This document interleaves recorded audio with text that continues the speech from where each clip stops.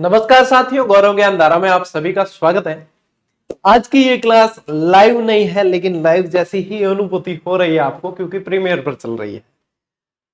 Class की नियमितता रखने के लिए प्रीमियर की सुविधा एक यूट्यूब पर बहुत बढ़िया है और लाइव के जैसे ही लगती है, तो आप लोगों के लिए भी वही चीज है कि लाइव ही है।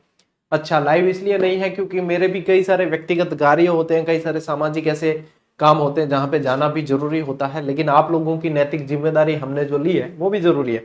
तो आज की क्लास जो है आप लोग शांति बनाए रखें और व्यवस्थित शांति से पढ़ें। पूरी तरीके से अपना जो है कंटेंट एग्जाम अप्रोच के अनुसार है। और कल जो चीज अपन ने पढ़ी थी राजपूत काल, उसी का आज पार्ट 2 है। आज अपन गुजरात के चालुक्य पढ़ लेंगे और बंगाल के पाल पढ़ लेंगे, और इसमें से बनने वाले सारे सवाल मैं आप लोगों को दे दूंगा, यानी कि चिंता करने की कोई आवश्यकता आप लोगों को नहीं है। चलिए, बिना किसी समय को व्यर्थ किए अपन सीधे बढ़ते हैं अपनी स्लाइड की तरफ। कल वाली क्लास नहीं देखी है तो देख लेना, क्योंकि ये 600 से 1000 ईस्वी तक का काल है। इसमें बहुत बड़ा कंफ्यूजन होता है कि क्या पढ़ना है और क्या नहीं। वे सारी चीजें जो है आप लोगों को इन क्लासेस में बहुत अच्छी तरीके से क्लियर हो जाएगी, है ना। ठीक है टाइम बड़ा आगे। ठीक है, चलो आज के पढ़ा अपन गुजरात का चालुक्य। देखो, ये चालुक्य जो है यही कहलाते हैं सोलंकी। ठीक है, यही क्या कहलाते हैं? सोलंकी। इन्हीं को सोलंकी भी कहा जाता है। और अपने राजस्थान के अंदर भी सोलंकी बहुत पढ़े अपन ने। जितने चालुक्य जो पढ़े हैं वो अपने जो है गुजरात के चालुक्य मूल थे ना, वहां से रिलेटेड ही पढ़े अपन ने। ठीक है, तो देखो गुजरात के चालुक्य वंश का आदि पुरुष कौन था? आदि यानी कि मूल हो गया एक तरीके से। क्या ध्यान रखना है? एक तरीके से मूल, तो यही ध्यान रखना है, मूल राज प्रथम। ठीक है, मूल राज प्रथम जो है आदि पुरुष हुआ। चालुक्यों की राजधानी क्या थी? तो चालुक्यों की राजधानी आप लोगों को ध्यान रखना अनहिलवाड़। क्या थी राजधानी? अनहिलवाड़। और कल अपन ने जो है एक जीजीडी फैक्ट के माध्यम से सारी राजधानी, सारे संस्थापक, सारे अंतिम शासक वगैरह सब कुछ पढ़ा है ना। तो ये चीजें यहां से आप लोगों को ध्यान में रखनी है। देखो, अधिकांश चालुक्य शासक किस धर्म के संरक्षक रहे हैं? तो ये जैन धर्म के संरक्षक ज्यादा रहे हैं। ठीक है, हालांकि ये जो है मूलराज है ना, ये स्पेशली शैव अनुयायी था, लेकिन चालुक्य शासकों ने जैन धर्म को बहुत बड़ा संरक्षण दिया। ये ध्यान रखना। यदि अपन देखें माउंट आबू के अंदर देलवाड़ा के जो जैन मंदिर है वो ज्यादातर जो है चालुक्यों ने बनवाए हैं। चालुक्यों के बाद ही बघेल वंशी हुए, तो बघेल वंशी जो है वो उनके सामंत हुए थे पहले। ठीक है, तो वहां से जो है चालुक्यों और बघेल वंशी द्वारा जो है अपने देलवाड़ा के जैन मंदिर बनवाए गए। तो ज्यादातर जैन मंदिरों का संरक्षण जो है इन्होंने किया। ये ध्यान रखना है। चालुक्यों का शासनकाल स्पेशल 10वीं से 13वीं शताब्दी तक रहा है। ठीक है, 10वीं से 13वीं शताब्दी तक रहा है। अब इनके जो है शासक, ठीक है, इनके शासक की एक ट्रिक अपन पढ़ते हैं। इस ट्रिक से याद रखना। इस ट्रिक में क्या है? शासकों का क्रम याद हो जाएगा। अपने आगे आगे वाले अक्षर जोड़ के एक ट्रिक बनाई है जो आप लोगों को ध्यान में रखनी है। वो ट्रिक कैसी है? मुभिक, जकू, अमुभी, अमुभी, बस इतनी सी याद रखनी, कोई ज्यादा नहीं है। ये 5-7 अक्षरों की एक ट्रिक है और ये आप लोगों को याद रखनी, मुबिक, जकू, अमुभी। तो इससे आप लोगों को क्रम याद हो जाएगा। यानी कि पहले तो क्या आ गया आप लोगों के? मूलराज आ गया। ठीक है, फिर आएगा यहां से भीमदेव प्रथम। क्या आएगा? भीमदेव प्रथम। फिर आएगा यहां से कर्ण। ठीक है, कर्ण। फिर यहां से आएगा जय सिंह, जिसको जय सिंह सिद्धराज के नाम से जानते थे। ठीक है, फिर यहां से आएगा कुमारपाल। क्या आएगा? कुमारपाल। फिर यहां से आपके आएगा अजय पाल। क्या आ जाएगा? अजय पाल। फिर यहां से मूलराज द्वितीय, मूलराज द्वितीय आ जाएगा। और फिर यहां से आ जाएगा भीम द्वितीय, जो अंतिम चालुक्य शासक है। देखो कितने बढ़िया है, मतलब एक ही मुबिक, जकू, अमुबी। ठीक है, ये अपने को याद रखनी है बढ़िया तरीके से। कल जैसे अपने याद रखी थी चमगो बीज, है कि नहीं? याद रखी थी ना, नए ढंग विपर।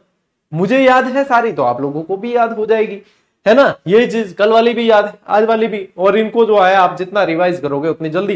ये क्रम याद है और ये शासक याद है, तो आधा तो आप लोगों को याद हो गया। ये अपने को ध्यान में रखना है। ठीक है, बढ़िया कोशिश करना याद हो जाए। इसके बाद में बार बार जो है आप लोगों को परेशान होने की जरूरत नहीं पड़ेगी। ले स्क्रीनशॉट। स्क्रीनशॉट ले लो जल्दी से फटाफट, फिर बढ़ते हैं आगे। ठीक है, देखो अब बढ़ते हैं अपन आगे। मूलराज के अंदर कुछ ज्यादा नहीं पढ़ना है। मूलराज के अंदर आप इतना पढ़ लेना कि मूलराज जो है वो शैव अनुयायी था। क्या ध्यान रखोगे? मूलराज शैव अनुयायी था, इतना ध्यान रखना है। संस्थापक था, ये अपन ने ऑलरेडी जो है पढ़ लिया, इतना अपने को ध्यान में रखना है बस, इसके अलावा कोई ज्यादा ध्यान नहीं देना है। फिर आना है अपने को सीधा भीमदेव प्रथम पे, सोलंकी वंश। ठीक है, अब सोलंकी लिखूं चाहे चालुक्य लिखूं एक ही बात है, इसका मतलब ही होता है चालुक्य। ठीक है, सोलंकी वंश का सबसे शक्तिशाली शासक यदि पूछे तो ध्यान रखना कि भीमदेव प्रथम है। देखो भीम, यदि पांडवों के अंदर ध्यान रखोगे, पांडु पुत्रों के अंदर ध्यान रखोगे तो भी भीम शक्तिशाली था, तो यहां पे भी भीमदेव प्रथम शक्तिशाली अपने को ध्यान में रखना है। इसके मंत्री विमल शाह ने देलवाड़ा में जैन मंदिर का निर्माण करवाया। मंत्री विमल शाह ने देलवाड़ा में जैन मंदिर का निर्माण करवाया। यदि समय पूछते तो आपको पता है 1031 ईस्वी के अंदर। यदि शिल्पी पूछ ले, शिल्पी तो कौन था? कीर्तिधर। कौन था? कीर्तिधर। तो ये चीजें थोड़ी सी बेसिक है जो आप लोगों को साथ साथ में ध्यान में रखनी है। ठीक है, देलवाड़ा के जैन मंदिरों के अंदर, इसी मंदिर को क्या है, विमल शाही मंदिर के नाम से भी जानते हैं। इसको ही क्या कहते हैं? विमल शाही मंदिर। अब ये चीजें अपन ने राजस्थान जीके के अंदर मंदिरों के अंदर बहुत अच्छी तरीके से पढ़ी है। ठीक है, देलवाड़ा के जैन मंदिर। इसने कलचुरी राजा कर्ण के साथ मिलकर मालवा के राजा भोज को हराया। देखो राजा भोज को हराना इतना भी आसान नहीं था। जो मालवा के राजा है ना भोज, उन्हीं के नाम से जो है लोकोक्ति बनी है, कहां राजा भोज और कहां गंगू तेली, है ना। तो ये राजा भोज को हराना इतना भी आसान नहीं था। तो भीमदेव इतना शक्तिशाली था कि इसने राजा भोज को हराया है। और राजा भोज के मालवा और इनकी मतलब नगरी थी धारा नगरी, धारावर्ष वगैरह भी शासक हुए हैं और इन्होंने यहां शासन किया है। धारा नगरी था, इसको लूटा इसने। ठीक है, किसने? भीम ने। फिर देखो इसके समय महमूद गजनवी ने सोमनाथ मंदिर पर आक्रमण किया। ये पूछते भी है कि सोमनाथ मंदिर पे आक्रमण किया, उस समय कौन शासक था गुजरात का? तो गुजरात में उस समय कौन था? अपने भीमदेव प्रथम था। ठीक है, भीमदेव के बाद इसका पुत्र कर्ण शासक बनता है। और कर्ण के बारे में कोई ज्यादा आप लोगों को इसमें नहीं पढ़ना है, बस ये ध्यान रखना है कि भीमदेव प्रथम और जय सिंह सिद्धराज के बीच में अपने को कर्ण भी थोड़ा सा ध्यान में रखना है। ठीक है ना, कर्ण भी ध्यान में रखना। मूवी जकू अमूवी वैसे भी अपन ने ट्रिक में पढ़ा है इसको। अब आओ आगे जय सिंह सिद्धराज पे।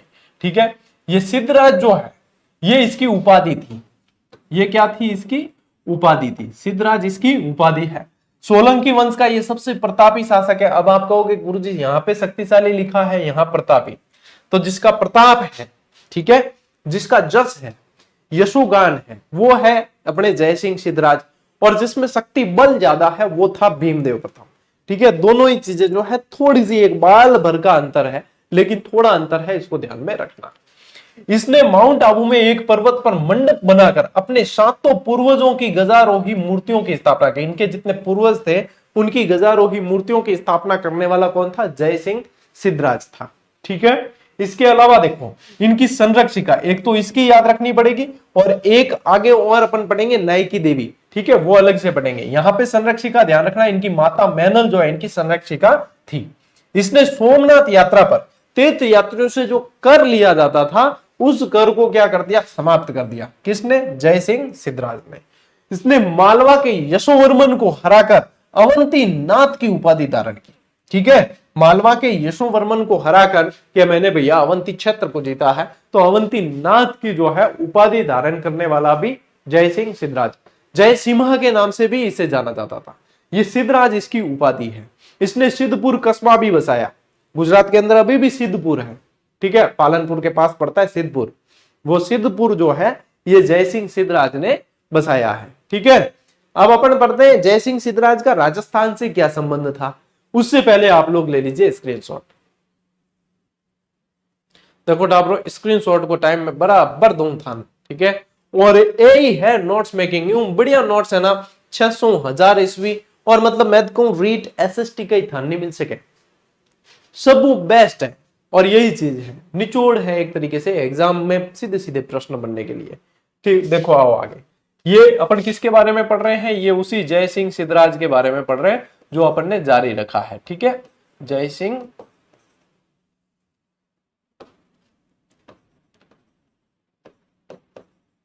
सिद्धराज।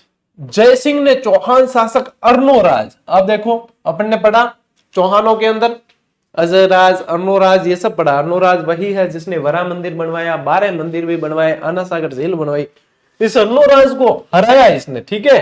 होता क्या है एक्चुअल में, होता यह है कि जो हारता है वो अपनी बेटी का विवाह करता है जिसने हराया उससे।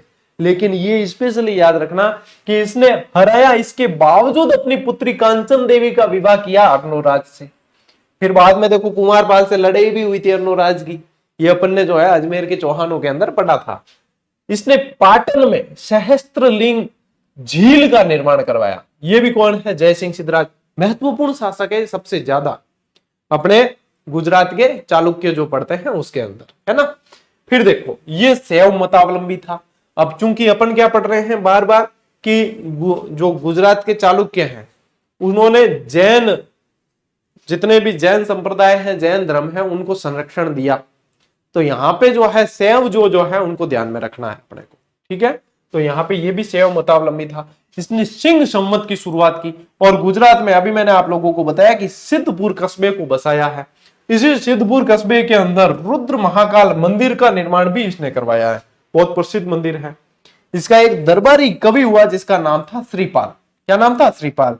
और इस श्रीपाल की 2 रचनाएं ध्यान रखनी है, पैरोचन पराजय और वडनगर प्रशस्ति। इसको वडनगर भी लिखा मिलेगा आप लोगों को, क्या? वडनगर प्रशस्ति, ये आप लोगों को साथ साथ में ध्यान में रखनी है, ठीक है। इस वडनगर प्रशस्ति के बारे में एक ध्यान रखना, एक बात और कि वडनगर प्रशस्ति के अंदर आपको एक चीज लिखी मिलेगी कि चालुक्यों की उत्पत्ति जो है ब्रह्मा के कमंडल से हुई है। क्या बताया इसके अंदर? चालुक्यों की उत्पत्ति ब्रह्मा के कमंडल से बताइए, ठीक है टाबरों, यह चीजा ध्यान रखो। अब देखो पशु परिचर आ गई पास, और पशु परिचर ज्याई हो जी भीड़ उल्टे अला रीट की तरफ, ठीक है। पूरी की पूरी भीड़ उल्टे अला, मतलब बहुत जो है आने वाले हैं। और उस भीड़ से आप जितने अभी पढ़ रहे हो वो अपने आप को आगे पाओगे, क्योंकि वो जब तक शुरुआत करेंगे आप एसएसटी की 3 यूनिट कंप्लीट कर चुके होंगे, तो ये बेनिफिट निश्चित रूप से मिलेगा। और जब एसएसटी की 3 यूनिट कंप्लीट की है तो निश्चित रूप से उन्होंने साइकोलॉजी में भी कुछ पढ़ा होगा, उन्होंने हिंदी में भी कुछ पढ़ा होगा, उन्होंने अन्य दूसरी लैंग्वेज जो है उसके अंदर भी कुछ पढ़ा होगा। बस तो आप इतने तो आगे कम से कम पहुंच गए, इतने आगे पहुंच गए बहुत है। वैसे पात्रता क्लियर करने के लिए इतनी खूब है। यही मेहनत जो प्री में आप कर रहे हो वही मेहनत आप लोगों के मेंस में भी काम आनी है, क्योंकि घुमा फिरा के सिलेबस मैच करता है, ठीक है। वो मैं अलग से वीडियो बनाकर बता दूंगा कितना मैच कर रहा है कितना नहीं, उसको अपन बाद में चर्चा करेंगे। आप जो है इसका स्क्रीनशॉट ले लो एक बार।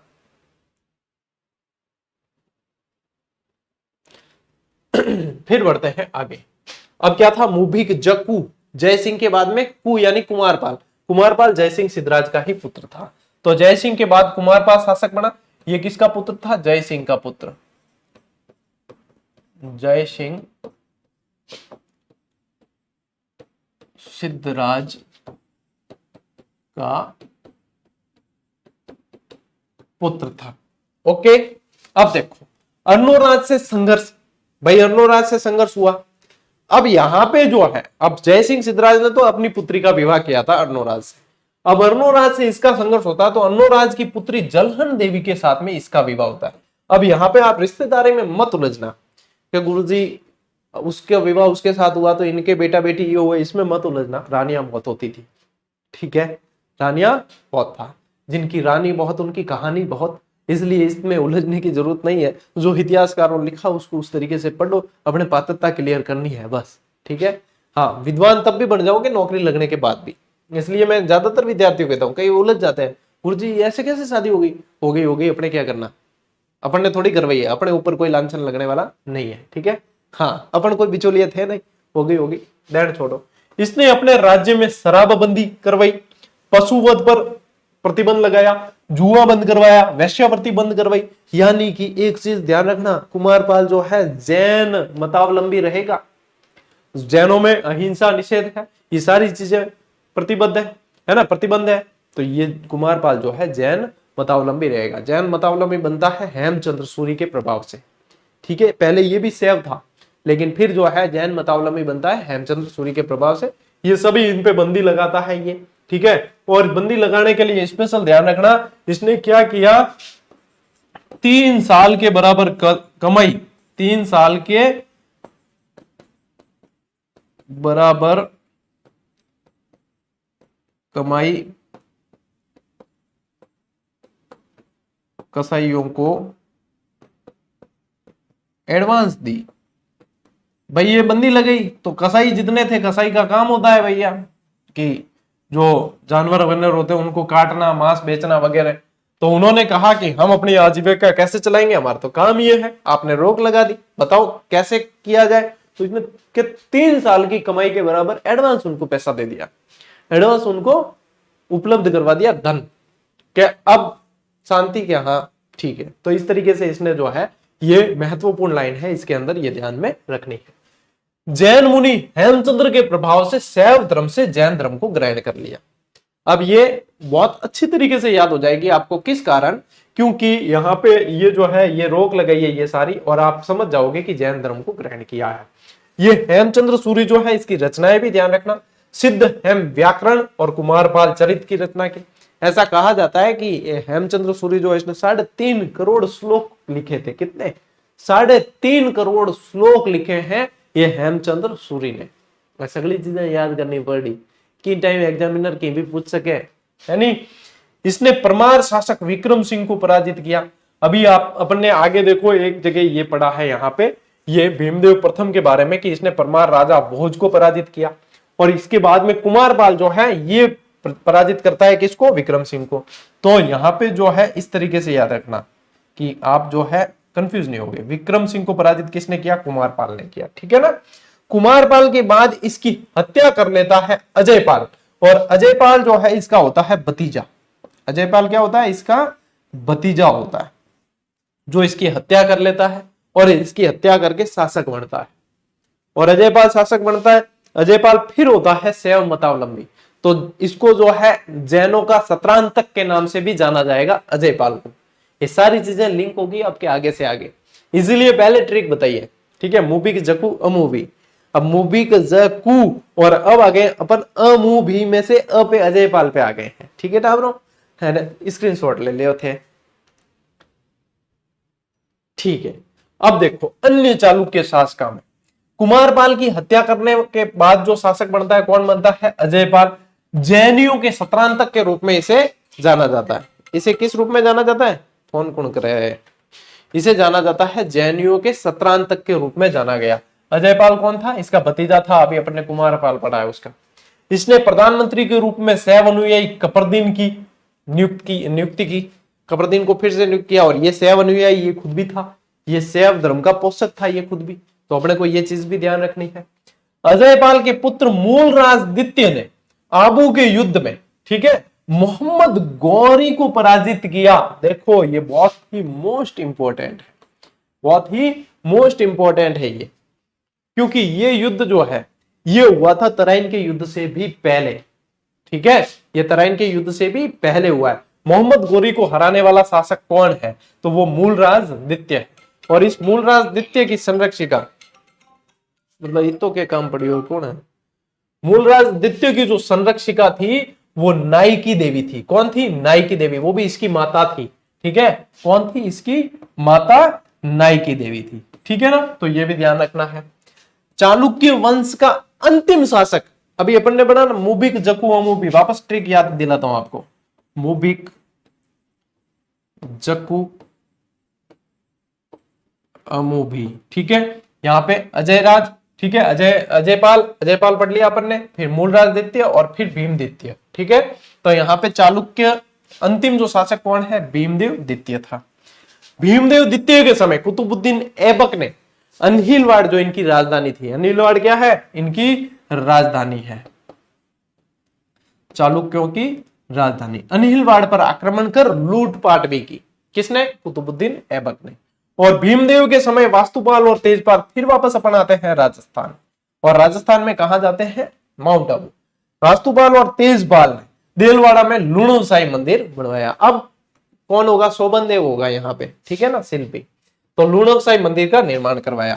फिर भीमदेव द्वितीय के सामंत लवण प्रसाद ने गुजरात में बघेल वंश की स्थापना की। और अपन पढ़ते हैं कई बार कि बघेल वंशी जो थे उन्होंने ही देवपाल और वास्तुपाल को भेजकर जो है लूणोत्साही मंदिर बनाया। मतलब इसका सामंत ही था ये लवण प्रसाद, जिसने बाद में बघेल वंश की स्थापना की है। और फिर यहां से बघेल वंश आगे चलता है।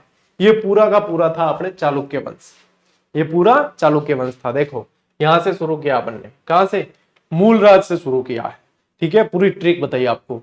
फिर भीमदेव प्रथम पड़ा है, जय सिंह सिद्धराज पड़ा है, ये भी जय सिंह सिद्धराज है। इसके बाद कुमारपाल पड़ा है, कुमारपाल की हत्या की फिर बाद में अजय पाल ने। अजय पाल के बाद में फिर मूल अपने वापस चले हैं, बाद में मूलराज द्वितीय, भीमदेव द्वितीय, इस तरीके से, ठीक है। और ये अपने मतलब पूरा का पूरा चालुक्य शासक पड़ा है अपन ने। अब ले इसका स्क्रीनशॉट, बढ़ते हैं अपन इसके बाद आगे।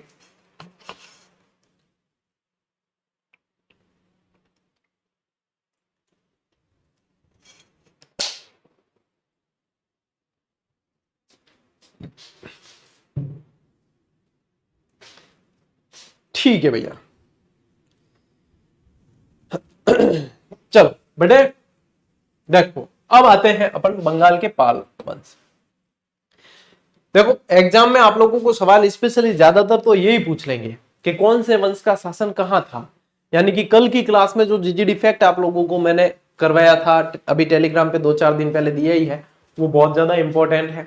उसको बहुत अच्छी तरीके से याद कर लेना। मोस्ट ऑफ चांसेस है कि सवाल वहीं से बन जाए। उसके बाद में अपन वंश भी पढ़ रहे हैं अच्छी तरीके से, जिन जिन शासकों की जो जो उपलब्धियां पढ़नी है वो सारी पढ़ रहे हैं।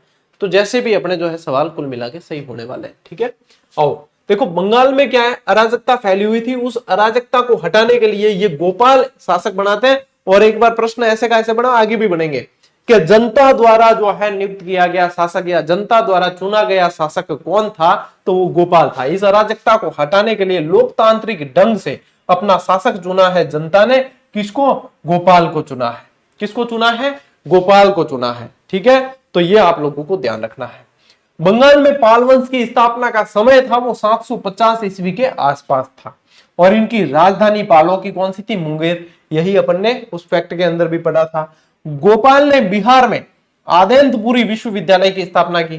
कई जगह इतिहासकार इसके बारे में धर्मपाल का जिक्र भी करते हैं कि आदेंतपुरी विश्वविद्यालय जो है वो धर्मपाल ने बनाया। इसे जो है बिहार शरीफ के नाम से भी जाना जाता है।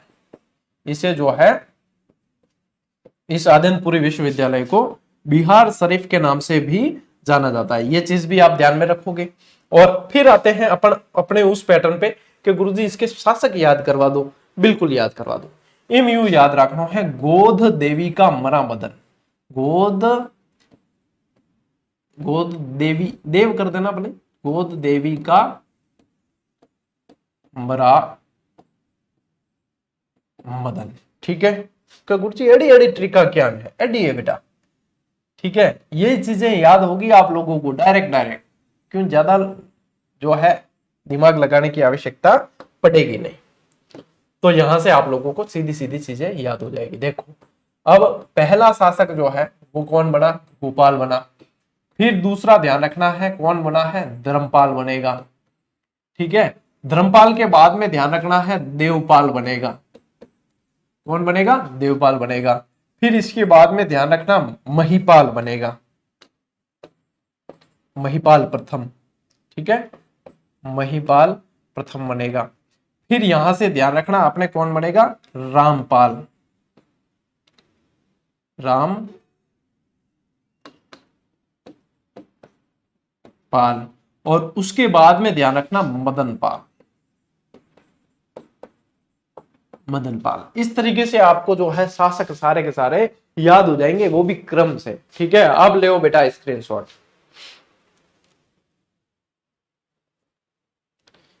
सीधी शट बातें हैं। और ये बहुत कम जो है आपको ये 600 से 1000 ईस्वी में कोई ट्रिक बताएगा कि इन शासकों की भैया ऐसे ट्रिक याद कर लो। मैं कह रहा हूं ज्यादा से ज्यादा जो है इनकी 7 या 8 ट्रिक हो जाएगी। और ये 7 से 8 ट्रिक और कितने वंश याद कर लोगे आप इसके साथ में? सारे के सारे। आपको और क्या चाहिए? कुछ भी नहीं। मुझे पता है और कुछ भी नहीं चाहिए। आप तो कह दो कि हाँ बहुत कुछ चाहिए, लेकिन कुछ भी नहीं चाहिए इसके अलावा, ठीक है। अब चलते हैं आगे। देखो भाई साहब धर्मपाल, गोपाल के बाद में शासक कौन बनता है? धर्मपाल बनता है। अब धर्मपाल की देखो उपाधियां, उपाधि बहुत धारण की, परमेश्वर, विक्रमशील, निर्वाण नारायण, परम सौगात, नरपति, अश्वपति। ये अश्वपति है, ठीक है, अश्वपति। यानी कि ज्यादातर जो है आप ऐसी उपाधियां देखोगे जैसे विष्णु उपासक होना, ऐसी उपाधियां देखो। परम सौगात वगैरह ये विष्णु उपासक ही धारण करते थे। परमेश्वर, विक्रमशील, निर्वाण नारायण, परम सौगात, नरपति, अश्वपति। नरपति अश्वपति की कुंभा ने भी धारण की थी अपने राजस्थान के अंदर, ठीक है ना। कुंभा ने तो मतलब जितनी है सब लगभग धारण कर ली थी, बहुत कम है जो उसने धारण नहीं की। धर्मपाल को कवि शोडल ने उदय सुंदरी कथा के अंदर उत्तर पथ का स्वामी बताया है। क्या बताया है? उत्तर पथ का स्वामी। आप लोगों को प्रश्न कैसे पूछेंगे? डायरेक्ट पूछेंगे कि कौन सा शासक उत्तर पथ के स्वामी के नाम से जाना जाता था। तो आप लोगों को तो मतलब इतनी ध्यान है कि ये बंगाल का शासक था, ये बंगाल के पाल वंश का शासक था, ये बंगाल के पाल वंश का धर्मपाल था, इसको कवि शोडल ने कहा है ये। और आप लोगों को तो ग्रंथ भी पता है कि ये उदय सुंदरी कथा के अंदर कहा गया। बताओ, आप तो प्रो लेवल पे चल रहे हो। इसने विक्रमशिला और सोमपुरी विश्वविद्यालय भी बनवाए, शिक्षा के केंद्र बनवाए विक्रमशिला और सोमपुरी विश्वविद्यालय। इसने अपने राज्य का विस्तार किया, लेकिन राष्ट्रकूट शासक ध्रुव प्रथम से पराजित हुआ। इसको ध्यान रखना कि राष्ट्रकूट शासक से ये क्या हुआ है? पराजित हुआ है। इसके दरबारी विद्वान हरिभद्र ने अष्ट शास्त्रिका प्रज्ञा पारमिता नामक बौद्ध ग्रंथ की रचना की। किसकी रचना की? बौद्ध ग्रंथ की। क्या नाम था? अष्ट शास्त्रिका प्रज्ञा पारमिता बौद्ध ग्रंथ की रचना की किसने? इसके दरबारी हरिभद्र ने, ठीक है। धर्मपाल के अंदर ये चीजें आपको ध्यान रखनी पड़ेगी। ले लो भैया स्क्रीनशॉट, ठीक है टाब्रो, ओके। इनके बाद देखो धर्मपाल के बाद कौन शासक बनता है? देवपाल। अब जैसे ट्रिक अपन ने चली है उसके अनुसार अपन चलेंगे। धर्मपाल के बाद शासक बना है इसका पुत्र देवपाल।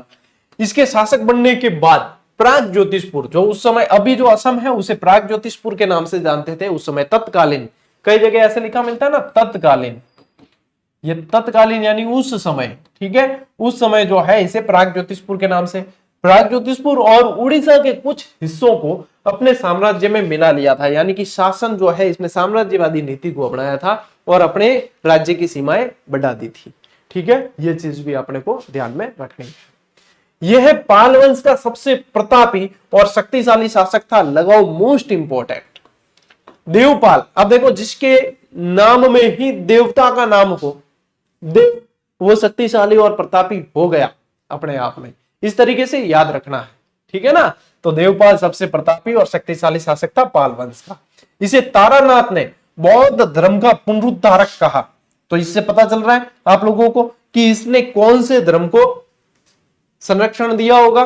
तो बौद्ध धर्म का पुनरुद्धारक इसे कहा है तारानाथ ने, ठीक है।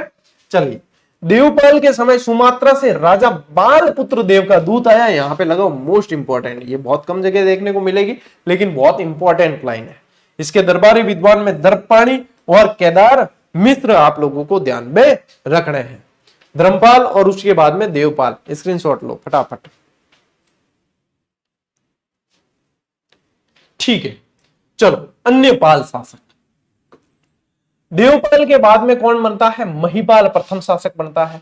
और महिपाल प्रथम को पाल वंश का दूसरा संस्थापक भी माना जाता है। यहीं पे लगाओ मोस्ट इंपॉर्टेंट, प्रश्न बनेगा तो यहां से बनेगा, मतलब जीजीडी से बनेगा, अन्यथा नहीं बनेगा। ऐसा मानेंगे अपन, लगभग मान लो अपन जो है 100% को टारगेट नहीं करते, ठीक है। अपन करते हैं 90% को, और ये 90% ही क्या करवाता है? ये सिलेक्शन करवाता है। सिलेक्शन का मूल मंत्र है कि 100% के पीछे मत भागो। उसके पीछे चक्कर में आप कई सारे ग्रंथ पढ़ोगे जो आप लोगों को डिस्ट्रैक्ट करेंगे अपने लक्ष्य से। इसके समय चोल शासक राजेंद्र प्रथम ने आक्रमण किया और गंगा तक के क्षेत्र को जीत लिया था। मोस्ट इंपॉर्टेंट लाइन है। पाल शासक रामपाल के समय संध्याकर नंदी ने रामपाल चरित्र लिखा है, और ये भी मोस्ट इंपॉर्टेंट है कि संध्याकर, देखो संध्याकर नंदी की रचना कौन सी थी, ऐसे भी पूछ सकते हैं या ऐसे भी पूछ सकते हैं रामपाल चरित्र की रचना किसने की? संध्याकर नंदी ने की। किसके समय की है? तो रामपाल के समय। रामपाल ने गंगा में डूबकर आत्महत्या कर ली थी। मैंने कैसे याद किया था पता है? कि रामपाल जो है गंगा में डूब गया, राम नाम सत्य हो गया। इस तरीके से मैंने याद किया, तो मुझे ये कभी कंफ्यूजन नहीं हुआ कि गंगा में डूब के कौन मरा था। तो रामपाल, गंगम डूबा, राम नाम सत्य। ओके यार। पाल वंश का अंतिम शासक कौन? मदनपाल। और पाल शासकों का प्रमुख धर्म कौन सा था? बौद्ध धर्म था। अभी तो अपन इतनी बार पाल शासकों के अंदर बौद्ध धर्म पढ़े हैं, तो इनका जो है धर्म कौन सा था? बौद्ध धर्म था। ठीक है टाब्रो, ले स्क्रीनशॉट। ओके, इसी के साथ अब इसकी भी जो है व्याख्या जुड़ चुकी है, इस टेस्ट की भी, है ना? नहीं, इसकी जुड़नी है अभी, ये टेस्ट भी जुड़ने हैं, ये दो बाकी पेंडिंग है, ये मेरे ही लिए पेंडिंग है, मैं खुद इनकी व्याख्या करूंगा इसलिए पेंडिंग है। तो ये जो है ये दोनों टेस्ट जुड़ने हैं आपके 600 से 1000 ईस्वी वाले, ये 2-4 दिन में मैं थोड़ा सा फ्री होकर जोड़ूंगा। और बाकी के जो है काफी सारे आपके एसएसटी वालों की व्याख्या हो गई, और टेस्ट सीरीज आपके बहुत तगड़ी लेवल की बनाई है, तो कर लेना ज्वाइन वाइन, जो है अपने अभ्यास को आगे बढ़ाओ और आप भी आगे बढ़ो। और नियमित रहना, सबसे बड़ी बात है नियमित रहना। ब्याह शादी गणा है, मैं भी जाऊं ब्याह शादी में, लेकिन मैं भी तो नियमित रहूं, तो थाने भी नियमित रहना है। ठीक है टाब्रो? ठीक है, चलिए मिलते हैं अपन अगली क्लास में, अगले सेशन के अंदर। तब तक के लिए राम राम, जय हिंद।